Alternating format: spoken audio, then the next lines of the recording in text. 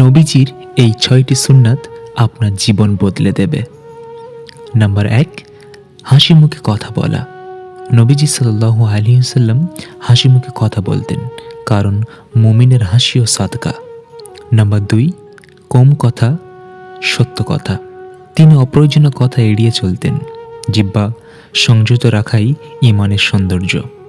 Number 3, সালাম আগে দেওয়া। পরিচিত হোক অপরিচিত হোক সবাইকে সালাম দিতেন, এতে ভালোবাসা বাড়ে, অহংকার কমে। নাম্বার 4, রাগ হলে চুপ থাকা। নবীজি সাল্লাল্লাহু আলাইহি ওয়াসাল্লাম রাগকে নিয়ন্ত্রণ করতেন, কারণ শক্তিশালী সেই যে রাগ দমন করে। নাম্বার 5, পরিবারে দয়া ও নম্রতা।